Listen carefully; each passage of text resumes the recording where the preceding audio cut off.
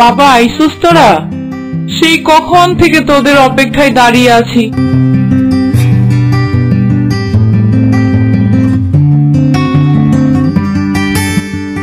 আরে আরে অহনা, কি করছিস মা? তুই সালাম করতে হবে না, তুই আগে আমার ভাইয়ের মেয়ে, তারপর আমার বউ।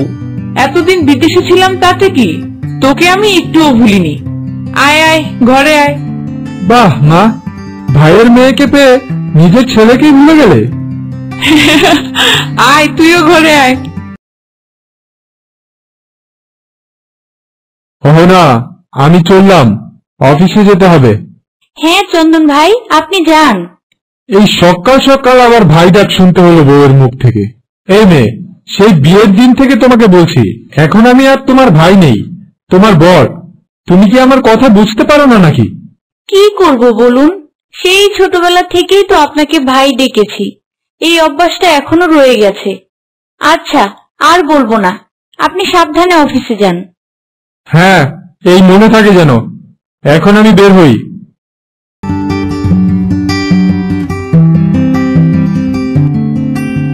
চাইলেই কি সব হয়ে যায় নাকি? সেই ছোটবেলা থেকেই তো তাকে ভাই ডাকছি, অভ্যাস তো থাকবেই। তাতে এত রাগ করার কি আছে বাবা, যত সব ঢং।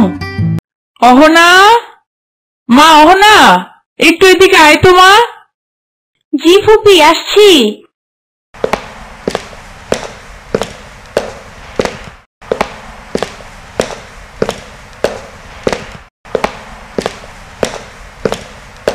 তুই কি বলতো?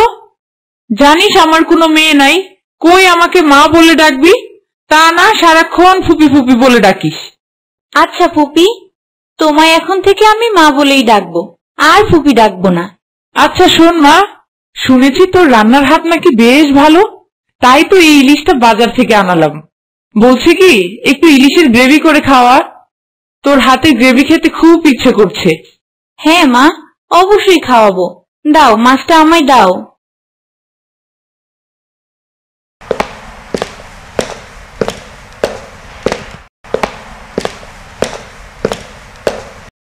মা যে বললো গ্রেভি রান্না করে খাওয়াতে। গ্রেভি মানে কি? ছোটবেলা থেকেই তো আমি ইংরেজিতে বেশ কাঁচা, আন্দাজে পুরো 100-র উত্তর দিয়ে কোনো রকমে টেনে টুনে 33 পেয়ে পাশ করতাম। তবে শ্বশুরবাড়ির লোকজনের কাছে তো আর সে কথা বলা যায় না, আর হাতের কাছে ফোনটাও নেই, আবার বড় নেই। সে থাকলে না হয় লজ্জা শরমের মাথা খেয়ে জিজ্ঞেস করে ফেলতাম মাছের গ্রেভি, সেটা আবার কোন ধরনের রান্না। এখন তো আর কোনো উপায় খুঁজে পাচ্ছি না। কি রে মা, তুই মাছ সামনে নিয়ে বসে বসে কি ভাবছিস? কি হয়েছে তোর? না না মা, কিছু ভাবছি না। ভাবছিলাম গ্রেভিটা খুব ভালো করে রান্না করতে হবে, যেন আপনার খুব ভালো লাগে। হ্যাঁ হ্যাঁ, আমিও তাই বলতে এলাম। বেশ করে রান্নাটা করিস। নে, জলদি জলদি করে ফেল, আমি পাশেই আছি, কিছু প্রয়োজন হলে ডাকিস আমায়। হ্যাঁ মা, ডাকবো।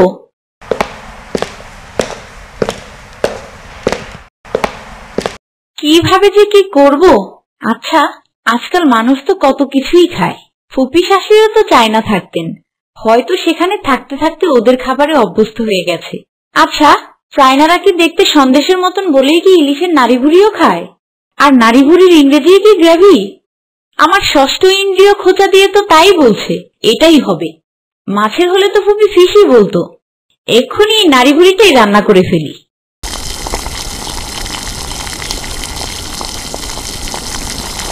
যাক বাবা, এইবারের মতো বাঁচা গেল। এখন খাবার ভালো লাগলেই হলো।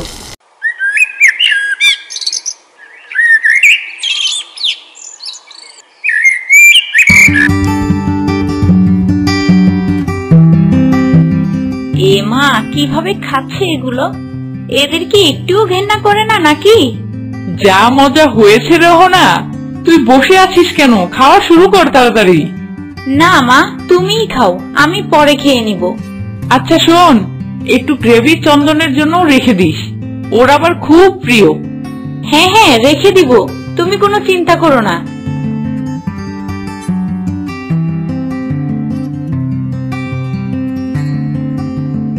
এসেছো তুমি? হ্যাঁ, আর বলো না, রাস্তার যে কি অবস্থা, যেদিকে যাই শুধু জ্যাম।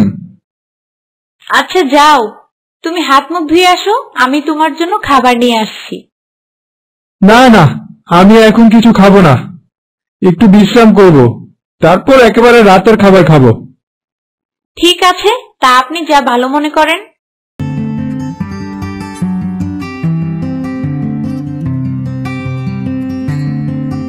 যাই বলো না কেন অহনা, তোমার হাতের রান্না কিন্তু বেশ। এত মজার গ্রেভি আমি এর আগে আর কখনো খাইনি, কিন্তু তুমি খেলে না কেন বলো তো? খাবো কেন বলো তো? আমি তো তোমাদের মতন ওভার স্মার্ট না, মাস্টার শেষ করলেও খাঁটি বাঙালিই আছি। মানে কি বলছো তুমি? ঠিক বুঝতে পারলাম না। আচ্ছা, তোমরা এই যে এত যাতা খাও, তোমাদের কি অসুখের ভয় লাগে না? অসুখ হওয়ার মতন যাতা কি খেয়েছি আমি? এই যে মাছের গ্রেভি, যা খাওয়ার অযোগ্য, অথচ তোমরা পুরো পরিবার চেটে পুটে খেয়ে বললা আবার নাকি শুক্রবারে গ্রেভি খাবে। তা তুমি এই গ্রেভি খাও না কেন? খাবো না কেন? ইলিশ আমার খুব প্রিয় খাদ্য। ইলিশের ঝোল পেলে তো আমি 2 প্লেট ভাত নিমিষেই খেয়ে শেষ করে ফেলি, কিন্তু সেখানে গ্রেভি মিক্সড করলে আর খাই না। ঝোল আর গ্রেভির মধ্যে পার্থক্য আছে? কই, জানতাম না তো। তা ঝোল আর গ্রেভির মধ্যে কি পার্থক্য পেলে তুমি, শুনি? তুমি এইটুকুও জানো না? গ্রেভি মানে হচ্ছে মাছের নাড়ি ভুড়ি, আর ঝোল তো ঝোলই। ঝোলের ইংরেজি জানি না। তুমি কি ইলিশের গ্রেভিটা নাড়িভুড়ি সহ করেছিলে? তো রাখবো না কেন? তোমার চায়না ফেরত মা যে বলল, বৌমা একটু ইলিশের গ্রেভি করে দেবে, রেঁধে না দিলে তো উনি আবার আমার 14 গোষ্ঠী নিয়ে পড়তেন, তাই ইচ্ছে না করলেও রেঁধে দিয়েছি। অহনা, গ্রেভি মানেই তো মাছের ঝোল। মা তোমাকে ঝোল ঝোল করে ইলিশ রান্না করতে বলেছিলেন, ইলিশের নাড়িভুড়ি রাখতে বলেননি। তোমার বুদ্ধি শুদ্ধি কি হাঁটুর নিচে? আমরা জন্তু জানোয়ারের মতন মাছের নাড়িভুড়ি খাবো, সেটা তোমার মাথায় এলো কি করে? তাহলে কি মা আমাকে মাছের নাড়ি ভুড়ি ছাড়া স্বাভাবিক ইলিশ রাখতে বলেছিলেন? এখন এই কথা বলছো? বলছি সরে যাও, কি পচা রান্না খাওয়ালে, পেট মুচড়ে উঠলো একেবারে। পাগল ছাগলের ছানা, ওয়াশরুমে যেতে দাও আমায়।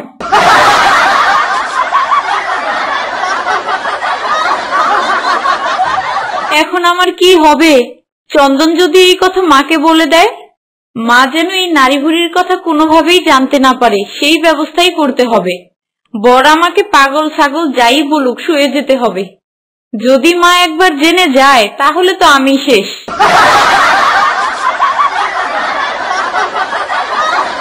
এ তুমি কি কাজ করলে অহনা? এখন তো আমার শুধু বমিই পাচ্ছে। আচ্ছা, আমি তো বলেছি যে ভুল করে ফেলেছি, আর আমার কি দোষ বলো? আমি তো মাস্টার্স পাস করলেও একজন খাঁটি বাঙালিই আছি। ইংরেজিতে কাঁচা হওয়া আমার জন্য কোনো অস্বাভাবিক ব্যাপার না। ওনারে তো ঘুরিয়ে পেঁচিয়ে বলার কি দরকার ছিল? সহজ ভাষায় বললেই তো পারতো, বৌমা একটু ঝোলঝোল করে ইলিশ রান্না করে দেবে, তাহলেই তো আমি অনেক যত্ন করে ভালোভাবে রাখতাম। উনি ইংরেজিতে বলেছেন বলে আমি মাছটাও তেমন ধুইনি। ভেবেছি যারা মাছের নাড়িভুড়ি খেতে পারে, ওনাদের আদোয়া মাছ খাওয়ানোটা আবার দোষ কিসের?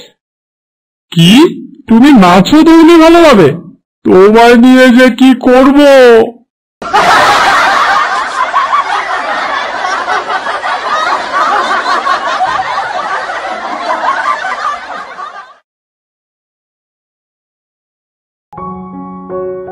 তো বন্ধুরা, এইরকম মজার মজার গল্প পেতে চাইলে অ্যাড্রয়েটি চ্যানেলটি সাবস্ক্রাইব করে আমাদের সাথেই থাকো।